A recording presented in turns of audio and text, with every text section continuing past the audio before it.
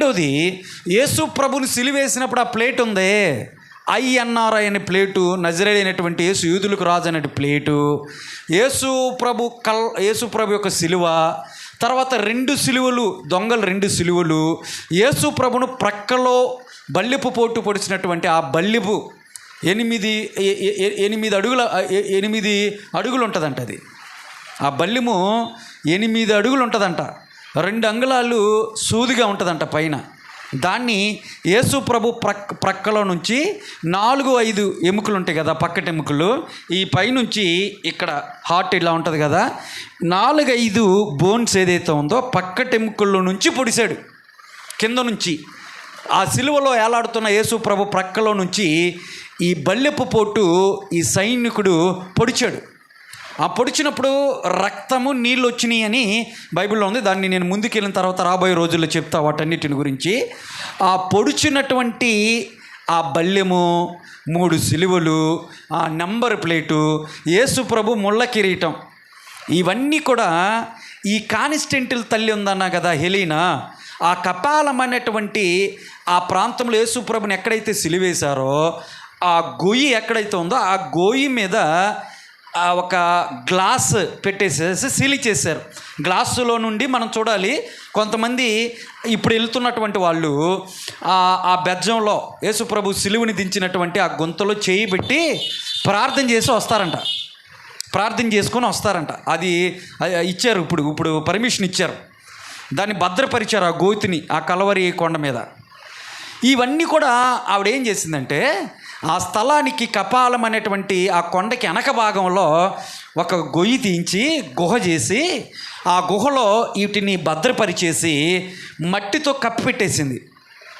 ఈ మట్టితో కప్పిపెట్టిన తర్వాత కొన్ని వందల సంవత్సరాల తర్వాత వాటిని ఏం చేశారంటే, కొంతమంది క్రూసేడ్లు వాళ్ళు వచ్చిన తర్వాత దాన్ని తోయించారు. ఏంటిది మట్టితో కప్పబడి ఉంది ఈ ప్రాంతం అని చెప్పేసి దాన్ని ఆ మట్టి తీసినప్పుడు అవి బయటపడ్డాయి. వాటిని బయటపడింది. కాన్స్టెంటినోపుల్ తల్లిగా భద్రపరిచింది, వేరే వాళ్ళు భద్రపరిచారు. అయితే కాన్స్టెంటినోపుల్ తల్లి బయట తీసింది. అది మీకు అర్థమైందండి. ఆవిడ కాదు భద్రపరిచింది, వేరే వాళ్ళు భద్రపరిచారు. నేను చెప్తాను అట్లన్నిటిని కూడా. తల్లి వీటిలన్నింటిని కూడా ఆ హోలీ ప్లేస్ అన్నింటిని కూడా భద్రపరుస్తూ ఉన్నప్పుడు, చర్చిలు కడతా ఉన్నప్పుడు అక్కడ ఈ యొక్క పోపులు నివసించటానికి, ఈ రోమా క్యాథలిక్ వాళ్ళు నివసించడానికి ఒక పెద్ద బిల్డింగ్ కట్టారంట. ఒక 10,000 మంది అక్కడ ఉండటానికి కూడా ఉంటుందంట, పోపులు నివసించడానికి. ఆ ప్రాంతంలో ఏంటి మట్టితో కప్పబడి ఉందని తీస్తే 3 సిలువలు, ఒక ప్లేటు, ముళ్ళ కిరీటం, ఆ శూలం కనపడ్డాయి. అవి బయట తీసింది. అయితే ఇవి యేసు ప్రభుకు సంబంధించినవి తెలుసుకున్నారు. 3 సిలువల్లో యేసు ప్రభు సిలువేదో ఆవిడికి తెలియలా. 2 దొంగలు యేసు ప్రభు సిలువ 3 దొరికినాయి. అయితే ఈ 3 సిలువల్లో యేసు ప్రభు సిలువేదో ఆవిడికి తెలియలా. అప్పుడే ఒక వ్యక్తిని సిలువ వేయటానికి తీసుకొచ్చారంట. సిలువ మరణానికి అప్పగించినప్పుడు అతను చచ్చిపోయాడంట. సిలువ మరణానికి చచ్చిపోయాడు. ఆ సిలువకి ఈ 3 సిలువల్ని అటాచ్ చేసిందంట ఆవిడ, అంటే టచ్ చేసింది. టచ్ చేసినప్పుడు ఒక సిలువ ఆ సిలువని టచ్ చేయగానే, అంటే ఇది సిలువ అనుకో, ఈ 3 సిలువల్లో ఒక సిలువని తీసుకొచ్చి చచ్చిపోయినటువంటి సిలువ, జీవము లేనటువంటి వాడు ఈ సిలువ మీద ఎలాడుతుంటే ఆ సిలువకి టచ్ చేయగానే వీడికి జీవం వచ్చి లేచిపోయాడంట, బతికాడంట. దేవుని స్తోత్రం కలుగును గాక, హల్లెలూయా. అప్పుడు ఇది యేసు ప్రభు సిలువ అని నిర్ధారించారు. యేసు ప్రభు సిలువ, చచ్చిపోయినటువంటి ఒక వ్యక్తి సిలువకి టచ్ చేయగానే వాళ్ళు జీవం వచ్చిందంట. అప్పుడు యేసు ప్రభు సిలువ ఇదే అని అప్పుడు కాన్స్టెంటినోపుల్ తల్లి ఆ సిలువను భద్రపరిచింది. ఆ సిలువను నాశనం చేయాలని చాలామంది అప్పుడు చాలామంది ప్రయత్నించారు. జరిగిన తర్వాత చెప్తానులే, ముందు నా అంశాన్ని ముందుకు తీసుకువెళ్తా. అయితే జాగ్రత్త గమనించండి, ఈ ఆధారాలన్నీ ఈరోజు కూడా యెరూషలేములో ఉన్నాయి. మీరు చూడవచ్చు, అవన్నీ కూడా ఎవరైనా వెళ్తే కనుక చూడవచ్చు. అందరూ చూసి వస్తూ ఉన్నారు. ఇప్పుడు చూడండి, నేను వెనక్కి వచ్చాను. యూదులకు రాజు అని ఉంది అక్కడ. అది నచ్చలే ప్రధాన యాజకులు పిలాతు దగ్గరికి వెళ్ళి అది మార్చేయండి అంటే, రాజు అన్నాడు, నేను రాసింది ఏదో రాసేసాను, ఇక మార్చండి పోండి అని చెప్పేసి అన్నాడు. సరే వచ్చేసారు. ఇక్కడ గమనిస్తే యూదులకు రాజని దేవుడు పిలువబడటానికి కారణం ఏంటి? యూదులకు రాజని యేసు ప్రభు ఏ విధంగా సంబోధించాడు? బైబిల్ గ్రంథంలో ఎక్కడెక్కడ ఉంది అని జాగ్రత్తగా గమనిస్తే యూదులకు రాజని క్రొత్త నిబంధనలో ఇద్దరు వ్యక్తులు యేసు ప్రభు గురించి చెప్పారు. ఒకళ్ళు ఎవరు చెప్పారు? మత్తయి సువార్త 2వ అధ్యాయము 2వ వచనంలో యేసు ప్రభు పుట్టినప్పుడు జ్ఞానులు వచ్చారు. నక్షత్రం వెలిగినప్పుడు ఆకాశంలో ఆ నక్షత్రాన్ని చూసి వెంబడించి జ్ఞానులు యెరూషలేములోకి వచ్చి యేసు ప్రభువుని గురించి అక్కడ హేరోదు రాజు దగ్గరికి వచ్చి అంటారు, యూదులకు రాజుగా పుట్టినవాడెక్కడా అన్నారు. మొదటిగా జ్ఞానులు ఉచ్చరించారు ఆ మాటని, యూదులకు రాజు అని ప్రభువుని అక్కడ ప్లేటు మీద రాయిస్తే పిలాతు ఎందుకు యేసు ప్రభు యూదులకు రాజు అయ్యాడు, ఎందుకు ఆయన ఆ విధంగా సంబోధించారు, ఎందుకు దేవుడు ఆ విధంగా పిలువబడ్డాడు అని జాగ్రత్తగా పరిశీలిస్తే బైబిల్ గ్రంథంలో 2 సార్లు నిబంధనలో, క్రొత్త నిబంధనలో, న్యూ టెస్టిమెంట్లో ఉంటుంది. మొదటిగా పలికినటువంటి వాళ్ళు ఎవరంటే జ్ఞానులు పలికారు హేరోదు దగ్గరికి వచ్చి. రెండోది ఎవరు చెప్పారు తెలుసా? పిలాతే అడిగాడు యేసు ప్రభుని తీర్పు తీర్చేటప్పుడు, ఎదుటిగా నిలబడితే యేసు ప్రభుని అడిగాడు, నువ్వు యూదులకు రాజువా అని అడిగాడు. యూదులకు రాజువా అన్నాడు. వీళ్ళిద్దరే అడిగారు. ఎప్పుడైతే పిలాతు యూదులకు రాజు అని యేసు ప్రభుని అనగానే యేసు ప్రభు చెప్పినటువంటి మాట ఏంటి తెలుసా? Yes, I am the king, నేను యూదులకు రాజుని అని చెప్పాడు. అక్కడ నోరు తెరిచి యేసు ప్రభు ఒప్పుకున్నటువంటి మాట, నేను యూదులకు రాజునే అని అన్నాడు.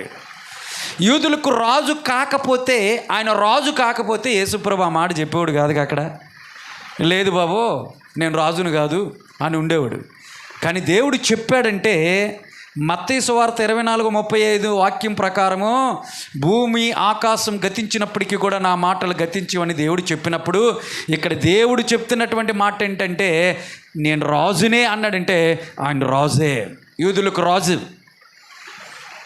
నేను యూదులకు రాజునే అని చెప్పాడు. అయితే నా రాజ్యం వేరు, మీ రాజ్యం వేరు, మీరు అనుకున్నటువంటి రాజ్యం కాదు నా రాజ్యం వేరు అన్నాడు దేవుడు. అంటే స్వయంగా ప్రభువుల వారే ఒప్పుకున్నటువంటి మాట, నేను యూదులకు రాజునని చెప్పాడు. అంటే పిలాతు అక్కడ యేసు ప్రభువుని అడిగాడు. ఇక్కడ జాగ్రత్తగా గమనించండి, యూదులేమో, ఇశ్రాయేల్ ప్రజలేమో యేసు ప్రభుని యూదులు రాజు కాదని చెప్పారు. యూదురేతరులు, యూదులు కానటువంటి వాళ్ళు వీళ్ళిద్దరు జ్ఞానులు, 3 జ్ఞానులు, పిలాతు, యూదురేతరులు అంటే యూదులు కాదు వీళ్ళు యేసు ప్రభుని రాజుగా గుర్తించారు. వాళ్ళు అడిగారు కానీ వీళ్ళు ఎవరు కూడా అడగలేదు, గుర్తించలేదు. యేసు ప్రభు పుట్టినప్పుడు 3 జ్ఞానులు వచ్చారన్న, ఎక్కడెక్కడ నుండి. అందులో ఒకళ్ళు అరేబియా ఆ దేశం నుంచి వచ్చారు, కాస్పర్ అన్నటువంటి వ్యక్తి. ఈ విధంగా ఒకళ్ళు ఇరాక్ నుండి వచ్చారు, ఇథియోపియా దేశం నుంచి ఒకళ్ళు వచ్చారు, 3 వచ్చారు. యేసు ప్రభుని చూడటానికి 3 జ్ఞానులు వచ్చారు ఆయా దేశాల నుంచి. చరిత్రకారులు చెప్తారు భారతదేశం నుంచి కాస్పర్ అనేటువంటి వ్యక్తి యేసు ప్రభు దగ్గరికి వచ్చాడు. వచ్చేటప్పుడు బంగారమును తీసుకొని వచ్చాడని చెప్తారు. బంగారానికి సాదృశ్యం ఏంటంటే, అయ్యా నువ్వు రాజువి, మమ్మల్ని పరిపాలించడానికి వచ్చినటువంటి రాజువి అని ఆ సాదృశ్యముగా అతను ఏం తెచ్చాడంటే ఒక మేలైనటువంటి బంగారాన్ని తీసుకొచ్చాడు. ఎంత తీసుకొచ్చాడో తెలియదు కానీ బాగానే తీసుకొచ్చి ఉంటాడు ఆయన. ఆ జ్ఞాని 3 జ్ఞానులు మాత్రమే కాదండి, రాజులు కూడా. వాళ్ళు ఆయా దేశాలను పరిపాలిస్తున్నటువంటి రాజులు, వాళ్ళు గొప్ప రాజులు. వాళ్ళు యేసు ప్రభు పుట్టాడనేటువంటి ఆ శాస్త్రాల్లో, ఖగోళ శాస్త్రంలోని వాళ్ళు పరిశీలించేవాళ్ళు. నక్షత్ర ఆకాశ మండలంలో ఉన్నటువంటి సూర్యచంద్ర నక్షత్రాల మీద పరిశోధన చేసేటువంటి వాళ్ళు జ్ఞానులు. అప్పుడు వాళ్ళకి ఒక ప్రత్యేకమైనటువంటి తార కనపడింది ఆకాశంలో, వింతైనటువంటి తార. దాన్ని పుట్టుక విధానాన్ని బట్టి వీళ్ళు పరిశీలించినప్పుడు యేసు ప్రభు యూదులకు రాజు పుట్టాడు, లోకరక్షకుడు పుట్టాడు. లోకరక్షకుడు పుడితే వాళ్ళకి ఆనవాళ్ళు వాళ్ళ శాస్త్రాల్లో ఉంటాయి కాబట్టి వాటి ప్రకారము యేసు ప్రభుని ఎత్తుక్కుంటా వచ్చారు. అందులో ఒకడు కాస్పర్ అనేటువంటి వ్యక్తి బంగారాన్ని తీసుకొని వచ్చాడు.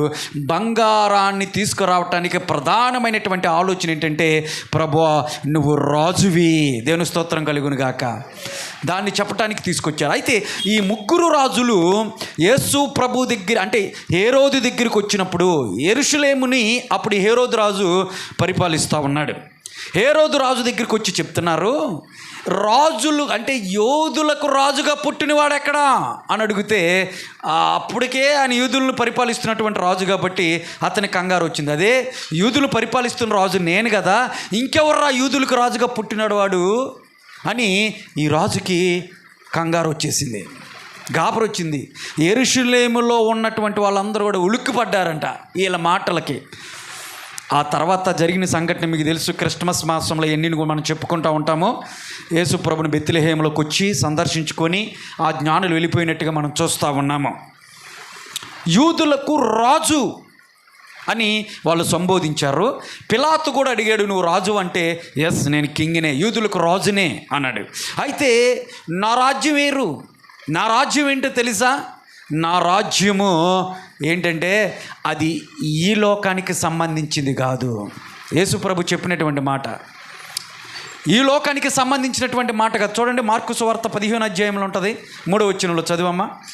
మార్కు సువార్త 15వ అధ్యాయం 3వ వచనంలో అక్కడ పిలాతు యేసు ప్రభుని అడిగినటువంటి మాట, నువ్వు యూదులకు రాజువేనా అడిగాడు. అక్కడ ఆ మాటను ఇప్పుడు మనం స్మరించుకుంటున్నాం. ఆ మాట యొక్క అంశాన్ని మనం స్మరించుకుంటున్నాం కాబట్టి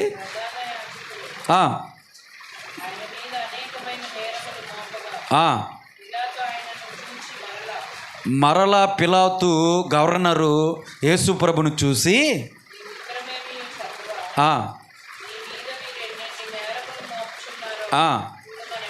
నీ మీద ఎన్ని నేరాలు మోపుతున్నారు, నువ్వేం చెప్పవా అని యేసు ప్రభుని అడిగి అక్కడ పిలాతు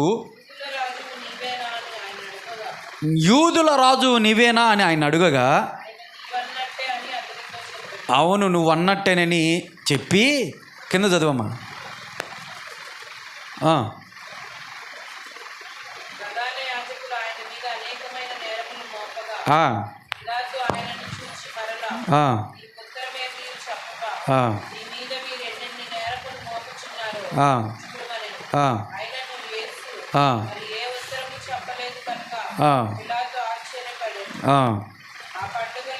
చాలమ్మా.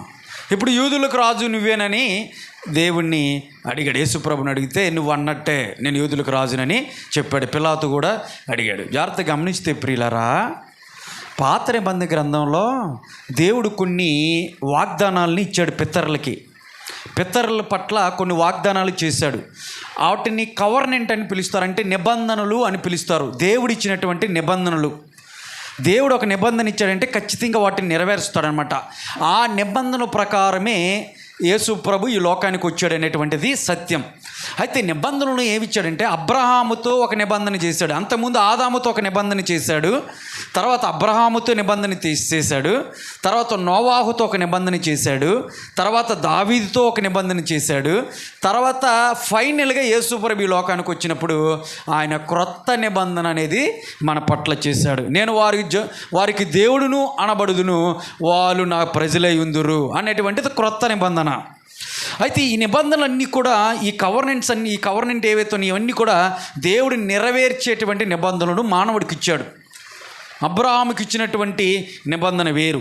అలాగా ఒక్కొక్కరికి ఒక నిబంధన ఇచ్చి దావీదుకి ఒక నిబంధన ఇచ్చాడు. ఏంటో తెలుసా?